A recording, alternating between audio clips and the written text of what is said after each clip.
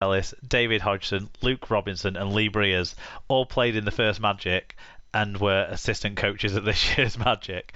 Jeez. But which two former players who played in that first Magic were head coaches of a side during this year's Magic weekend? Head coaches at this year's, but this is a good question. Now, neither of them are coaching the side that they played for in 2007, just to help you along maybe a bit there. Yeah, so let me just have a quick... But isn't it remarkable that 2 of 12 Isn't that amazing? were playing in Magic Weekend 15 years ago? Yeah, it is impressive. Willie Poaching. Oh, fuck. Did he? No, I thought he retired by then. What, 15 years? Right, it wasn't. He's not one of the ones I've got, so I'm going to fact check that. Because it might be 3 and it might be even more remarkable. So I'll say no for now. Okay. Because I'm fairly sure he retired in 2002 or 3. Okay. Hull coach? No, he wasn't playing in the first Magic weekend, was he? He wasn't reading over here then. Willie Poaching finished playing for Leeds in 2006, so the year before. Oh, that's bloody close. So I'm relieved that I was correct. You are. Your fact check. So far. Fact check worked. Yeah. So let's have a think. No, and Hodgson hadn't come over yet. Yeah, he hadn't arrived. McNamara. No, he'd retired. He was actually coaching at the first Magic weekend. Was he? Yeah, he was coach of Bradford. See, that one of the things you find, Mark, as you get older like me, is times really start to compress. So when my wife says, we need to change this kitchen, I say, we've only had it done 6 years ago. She'll say, no, it was 12 years ago. So it is I am handicapped in this quiz by thinking things are closer to than they actually were. Do you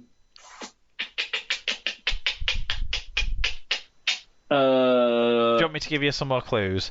No. Well, one.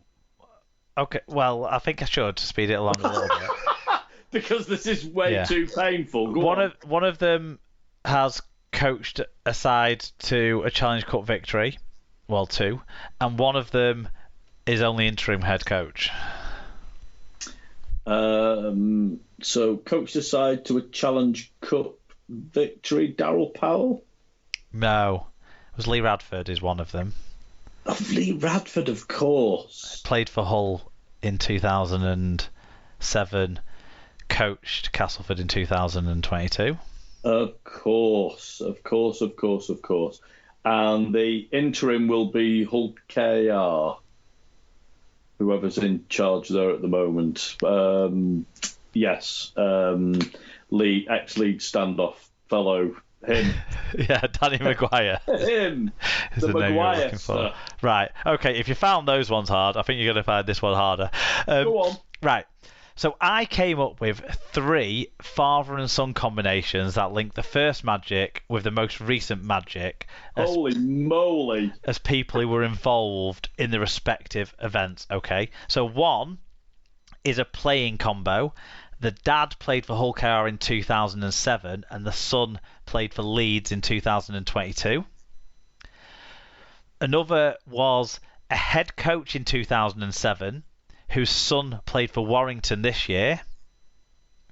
And finally, the final pair, father-son pairing, are linked by playing for the same team, with the dad now having an off-field role for that team, and the son playing in his final season for that team before an NRL move.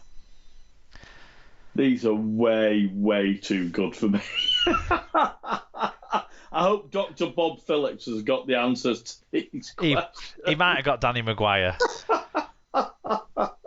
That's far to be fair, he probably just guessed Ryan Hall because he guesses Ryan Hall for every answer. Yeah, I'm going to say a blue whale, Mark. Right, okay. So I'll give you a clue for who it's not, because Leon Price played in 2007, but obviously Will missed out for Huddersfield this year. So it's not the Prices, okay? Think about a player we talked a bit about in some of the fan reviews for Warrington, who's a prop forward, who had a dad who was a head coach in Super League. A prop forward whose dad was a coach in Super League. Oh, flipping it. One of the Warrington fan reviews mentioned the name, so that might help you if you scroll back up your list. I've got my bits of paper all over the floor, Mark. Okay. I'm rubbish at this today. Let me have a look. Oh God. No, this is going to be too painful. Go on. Right, so it's the ones that played for Hull KR and Leeds were Jim and Morgan Gannon. Right. The head coach and wire player is Carl and James Harrison. Yes. And then the players that played for the same team, both at Catalans Dragons, Alex and Joe Chan. Right. And then the fourth question, which Sky Sports pundit, so this is one of the regular pundits at Sky Sports, right, scored a try in the first ever Magic game?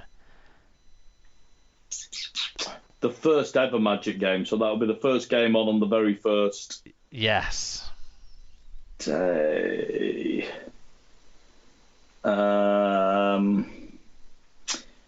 I would.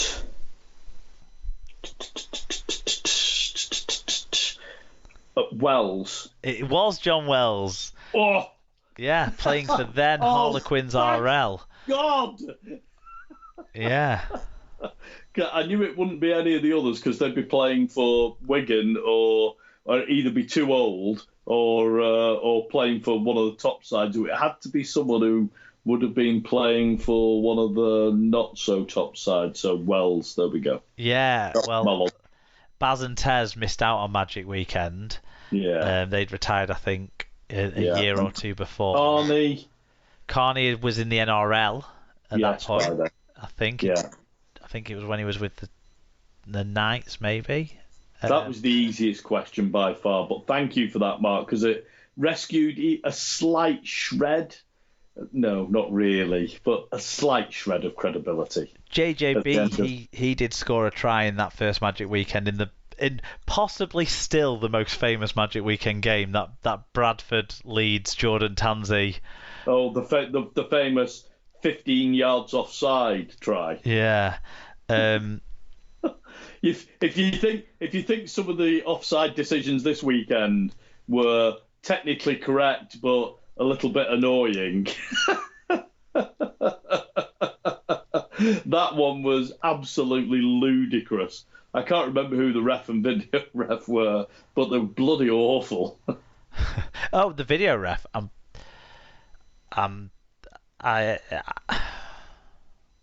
thought Ganson was the on-field ref, and Smith might have been the. It was ridiculous. Anyway, yeah, it was a big mistake. Yeah. Robbie Paul, who's a BBC pundit but still a regular TV pundit, he also scored in that game. He scored for Salford, in that Magic Weekend. Salford, Huddersfield, one of them teams. Huddersfield. Yeah, and then other TV regulars, John Wilkin and Kevin Brown, played but didn't score in that Magic Weekend. Yeah, there we go. So, Wells, thank goodness for that. At least 1 point. Yeah.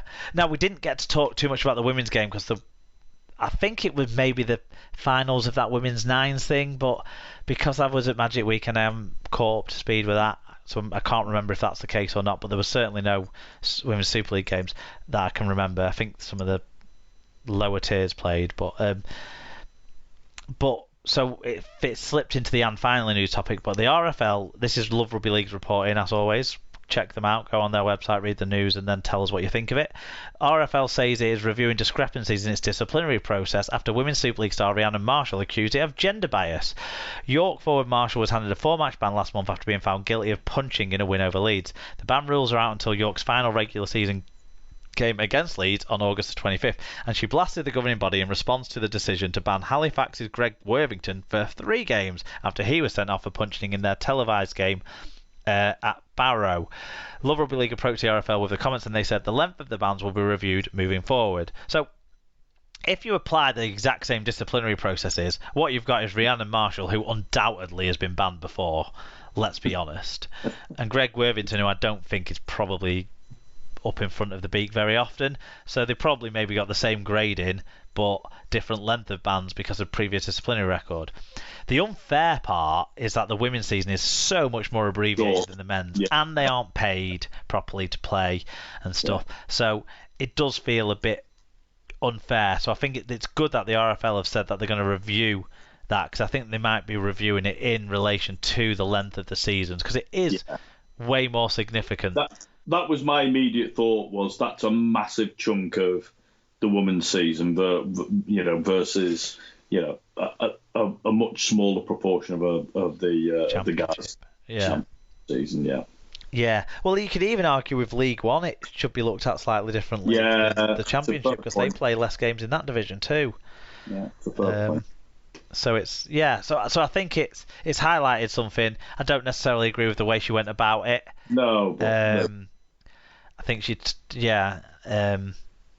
I think, but look, she's quite the hothead, quite the fiery character, and it makes her the player that she is.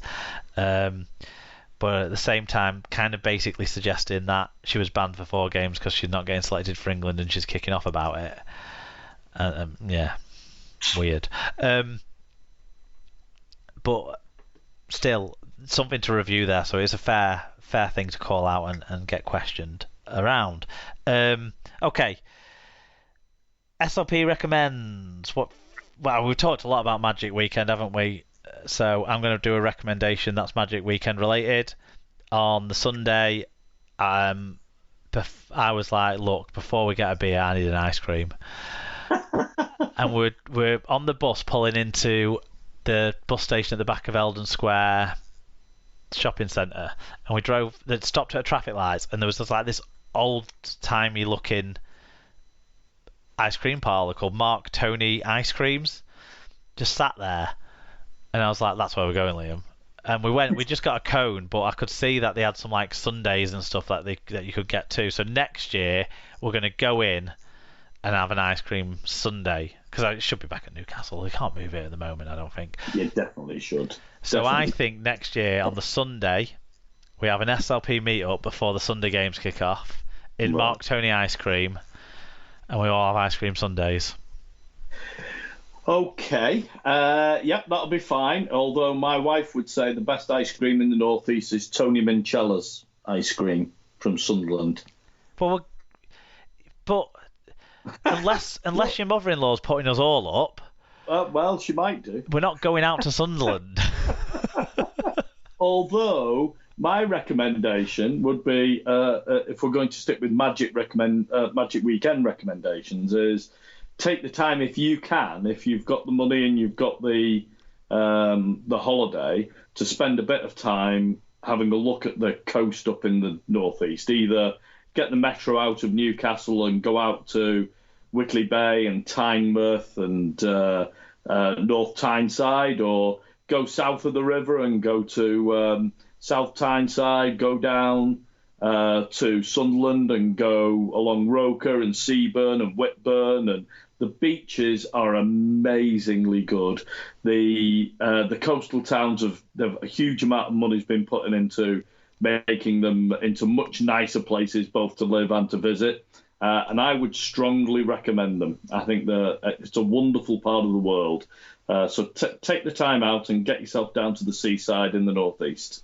Television shows tell me there's good seafood there. I'm not into seafood, so I don't know. But television shows tell me there's some great seafood options as well on the northeast coast. Amazing. Coleman's in North Tyneside is sensational. South Tyneside is sensational.